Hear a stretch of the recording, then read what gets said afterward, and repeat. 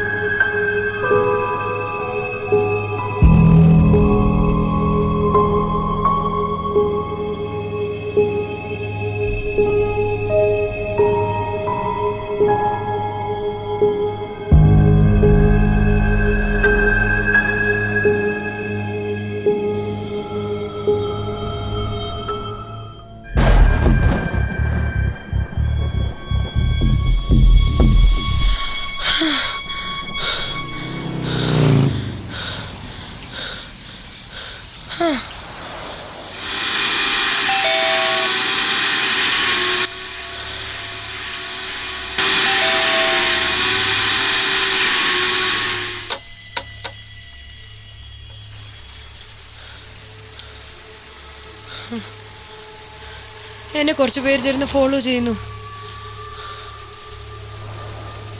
Tension അടിക്കാനൊന്നുമില്ല. നിങ്ങളൊരു കാര്യം ചെയ്യും, അകത്തേക്കിരിക്കും.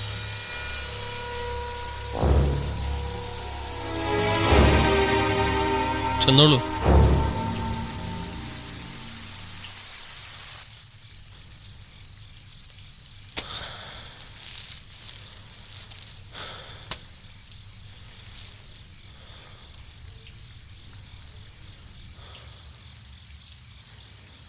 നിങ്ങളെങ്ങനെ ഇവിടെ എത്തി? അതും ഈ രാത്രിയിൽ?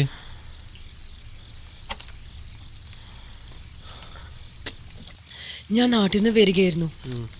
ആ ബസ് സ്റ്റോപ്പ് തൊട്ട് കുറേ പേര് ചേർന്ന് എന്നെ ഫോളോ ചെയ്യുന്നുണ്ടായിരുന്നു. അല്ലെങ്കിലും രാത്രി ഈ ഏരിയ അത്ര സേഫ് അല്ല. കഴിഞ്ഞ മാസം ഇതേപോലൊരു സംഭവം ഉണ്ടായിരുന്നു.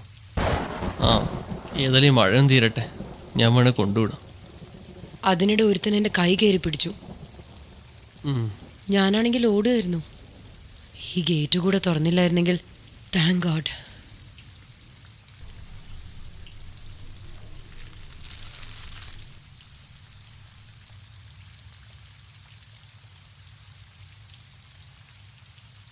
ഈ മൊബൈൽ ഒന്ന് ചാർജ് ചെയ്യോ?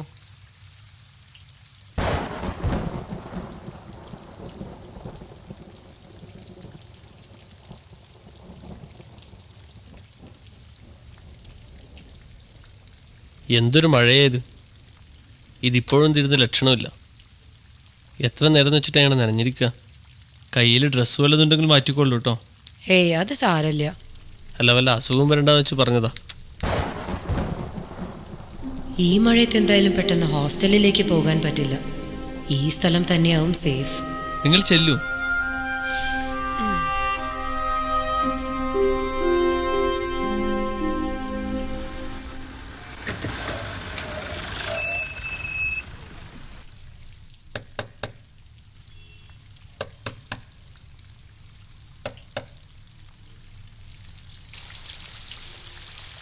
പുറത്തിരിക്കണ വണ്ടി തൻ്റെയാണോ?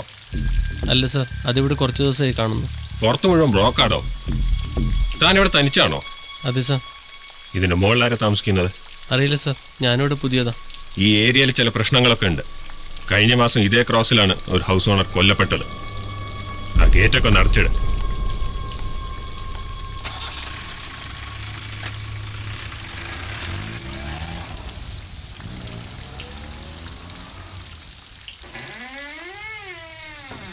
ആരോ സംസാരിക്കുന്ന പോലെ കേട്ടല്ലോ.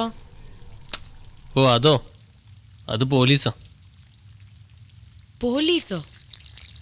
ഞാൻ പറഞ്ഞില്ലേ ഈ ഏരിയ അത്ര സേഫ് അല്ലാന്ന്. ഇന്നെന്തോ കാര്യമായി സംഭവിച്ചിട്ടുണ്ട്. അത് മറ്റാരേക്കാളും നന്നായി എനിക്കറിയാം. ഓ, ആ സംഭവത്തിന് മറന്നേക്കും. ഇനി പേടിക്കാനൊന്നുമില്ല. അല്ല, നിങ്ങളിവിടെ തനിച്ചാണോ?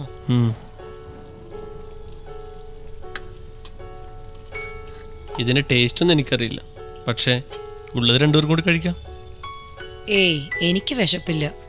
അത് വെറുതെ. ഇത്ര നേരം ഓടി വന്നിട്ട് വിശപ്പില്ലെന്നു. ഏയ്, അതുകൊണ്ടൊന്നല്ല. നിങ്ങൾ കഴിച്ചോ, ഞാനിവിടെ ഇരിക്കാം.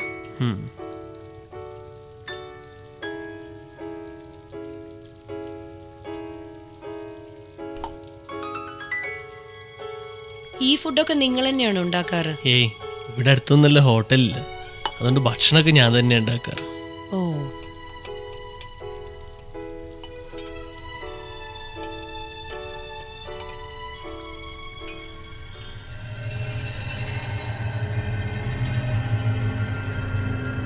The Museum of Innocence.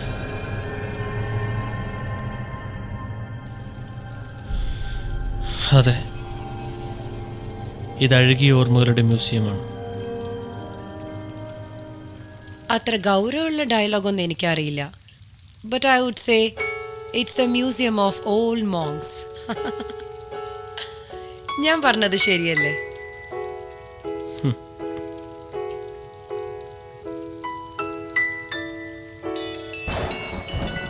അത് നിങ്ങൾക്കുള്ള കോളാൻ തോന്നുന്നു.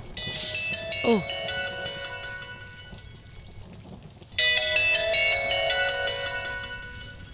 ഹലോ. ആ, ഞാനിവിടെ എത്തി. കൂടിപ്പോയ 1 മണിക്കൂർ. ഇല്ലില്ല, ഞാനിവിടെ ചെറിയൊരു പ്രശ്നത്തിലാ. എല്ലാം വന്നിട്ട് വിശദമായി പറയാം.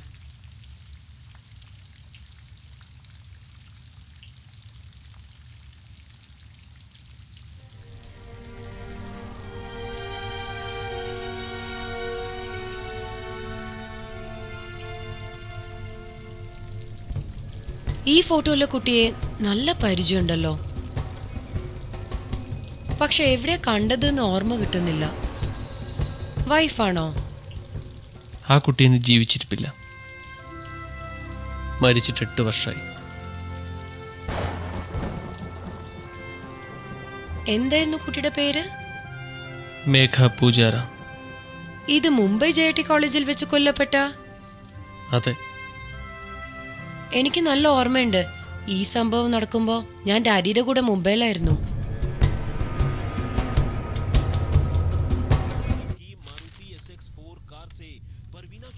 അല്ല ഡാഡി, ഇന്ന് college ലീവാണോ?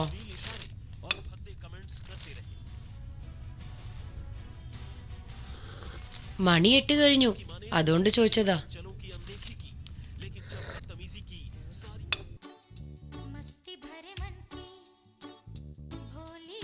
Megha Pujara. She was a brilliant student like you. ഇന്നലെ ക്യാമ്പസിൽ വെച്ച് ആ കുട്ടി റേപ്പ് ചെയ്യപ്പെട്ടു, അതും സ്വന്തം ക്ലാസ്മേറ്റ്സ്. അവളുടെ കൂടെ ഉണ്ടായിരുന്ന ഫ്രണ്ട്, അവൻ ഇപ്പോഴും സീരിയസ് ആയി ഹോസ്പിറ്റലാ. പാവം.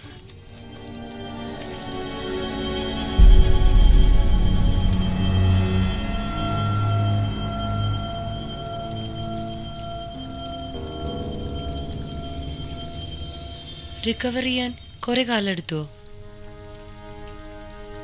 സ്വന്തം കൺമുന്നിൽ വെച്ച് ഇതൊക്കെ കണ്ടു നിൽക്കേണ്ടി വരുന്ന ഒരു കൂട്ടുകാരന്റെ അവസ്ഥ. അന്ന് അത് പത്രങ്ങളിലൊക്കെ വലിയ വാർത്തയായിരുന്നു. Very sensational news. പറയാൻ വിഷമാണെങ്കിൽ പറയണ്ട. ഒരു ആങ്സൈറ്റി. ആ കേസിന് എന്ത് സംഭവിച്ചു?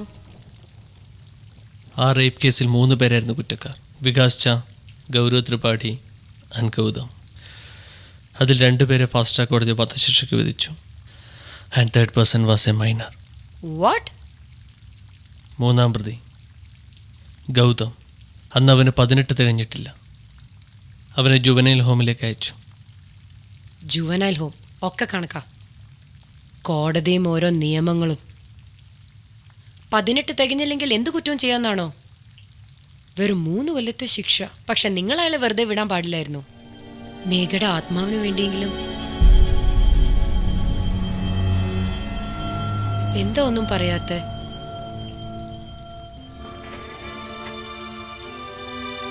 അയാൾ അതിനുശേഷം കുറ്റമൊന്നും ചെയ്തിട്ടില്ല, ഒരു കുറ്റവും ചെയ്തിട്ടില്ല. അയാൾ ഒറ്റപ്പെട്ട് ജീവിക്കുന്നു. അതുണ്ടല്ലോ, ഏത് കോടതി വിധിക്കുന്ന ശിക്ഷയെക്കാളും ഭീകരമാണ്. അന്ന് 18 തികയാത്ത ആ കുറ്റവാളിയുടെ പേര്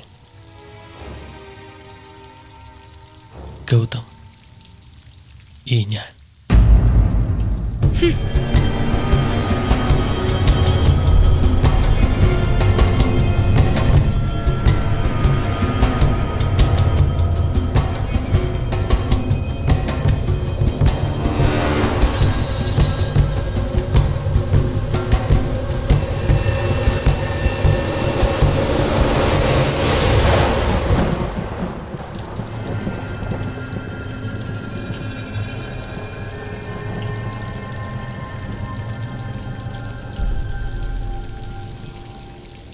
ഈ ഗേറ്റ് നമ്പർ 37 ഞാൻ എന്നും ഇങ്ങനെ തുറന്നിടാറുണ്ട്.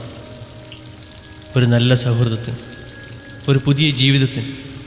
പക്ഷേ ഞാൻ വീണ്ടും മനസ്സിലാക്കുന്നു, ഒരാൾ ഒരിക്കൽ കുറ്റവാളിയായാൽ ജീവിതാവസാനം വരെ അയാൾ കുറ്റവാളി മാത്രമാണ്, വെറും കുറ്റവാളി.